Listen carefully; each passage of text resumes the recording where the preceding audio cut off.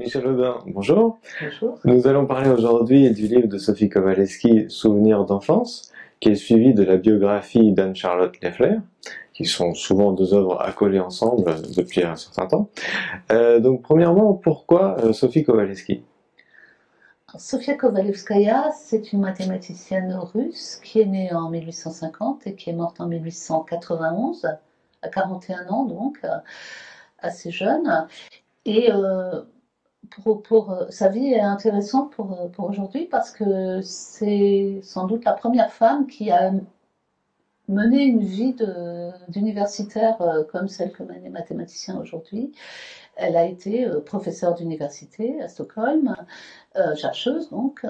Elle a participé au comité de rédaction d'Acta Mathematica. Elle a voyagé beaucoup. Elle a participé à des séminaires, à des congrès, rencontré des collègues, participé à des réunions, candidaté à des postes. Enfin bref, ce que font les mathématiciens aujourd'hui. Et elle est la première femme à l'avoir fait. Alors justement, est-ce que vous pouvez nous donner une idée des difficultés que, en tant que femme au XIXe siècle, elle a rencontrées pour réussir à vivre cette vie de chercheur Ben, elle a eu encore plus de difficultés que les femmes du XXe et du XXIe siècle, bien entendu. En particulier, rien que pour faire ses études, elle voulait aller étudier en Allemagne parce qu'elle savait qu'il y avait des bons professeurs là, à Heidelberg et à Berlin. Et pour ça, il a fallu qu'elle puisse voyager à l'étranger. C'était donc soit avec son père, soit avec son mari. Il n'était pas question qu'elle aille avec son père, donc elle a cherché un mari. Elle et sa sœur, qui voulaient partir aussi à l'étranger, ont lancé un appel d'offres, en quelque sorte. Et comme ça, elle a trouvé un jeune biologiste, Vladimir Kovalevski, qui a accepté de l'épouser, c'était un mariage blanc, juste pour qu'elle puisse voyager avec lui et partir en Allemagne avec lui. Une première difficulté, trouver se marier pour étudier. Il y a eu d'autres difficultés, c'est que ensuite, même si Weierstrass, qui était son professeur, s'est aperçu, s'est aperçu très vite et a continué à s'apercevoir qu'elle était très brillante comme mathématicienne, il n'avait pas vraiment compris qu'elle avait besoin de passer une thèse, par exemple, pour avoir ce doctorat, pour peut-être chercher du travail après. Donc c'est une autre difficulté. Elle a passé cette thèse, finalement, avec 3 articles dont chacun aurait certainement suffi à un de ses petits camarades masculins pour avoir une thèse, dont l'un portait sur ce qu'on appelle aujourd'hui le théorème de Cauchy-Kovalevskaya. Et après, elle a eu un mal fou à trouver un travail. D'ailleurs, elle n'en a pas trouvé. Euh, Jusqu'au moment où son mari s'est suicidé. Et c'est triste à dire, mais devenue veuve, elle a acquis une certaine respectabilité. Euh, elle est enfin devenue majeure et on s'est occupé de lui trouver un poste, le poste à Stockholm. Alors, un tout petit détail, au début j'ai dit Sophie Kowalewski parce que c'est sur ce nom qu'elle avait publié le livre en France. On vous dit Sofia Kowalewskaya, très rapidement, comment traiter son nom en français aujourd'hui? Donc elle s'appelle Sofia, ça c'est son prénom, et puis Kovalevski c'est le nom de son mari, et en russe on féminise, donc Sofia Kovalevskaya c'est son nom.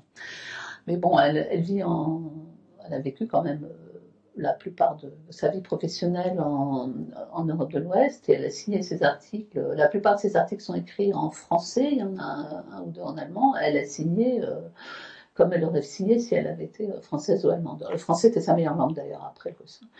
Et donc elle a signé Sophie Kowalewski. Et c'est comme ça que son livre, ses souvenirs d'enfance, c'est probablement pas elle qui a décidé de les signer comme ça, puisqu'ils ont été publiés en France après sa mort, en 1895. Mais ils sont signés Sophie Kowalewski aussi, avec une orthographe fantaisiste en général. Alors enfin, donc pourquoi cette collaboration vous a intéressé? Voilà, de cette réédition de ces souvenirs. Alors c'est un livre qui est paru en russe et en suédois du vivant de Sofia Kowalewskaya, Les souvenirs d'enfance. Elle avait l'intention d'écrire la suite, mais elle est morte. Et son amie Anne-Charlotte Leffler a décidé d'écrire une biographie. pour faire suite aux souvenirs d'enfance, pour être publiée avec. Elle-même, elle est morte un an après, donc ça s'est allé assez vite. Et les deux textes ont été publiés en traduction française en 1895, les deux ensemble. Euh, ils n'ont pas été réédités, sauf une fois en 1993 par les éditions Belin, mais c'était une édition sans le moindre appareil critique. C'était juste le texte brut. Pourtant, il me semble que ça méritait mieux parce que Anne-Charlotte a essayé de raconter avec beaucoup de bonne volonté des choses qu'elle avait comprises que Sophia lui avait racontées, mais il y avait des choses qu'elle a mal comprises, par exemple pour des raisons historiques, donc il y a des erreurs historiques dans son texte, et puis surtout, elle a voulu raconter comment était son amie Sophia, comme elle la voyait elle. Donc ça a un côté très psychologisant, et surtout elle ignore complètement les mathématiques de Sophia et le bonheur que les mathématiques pouvaient lui apporter.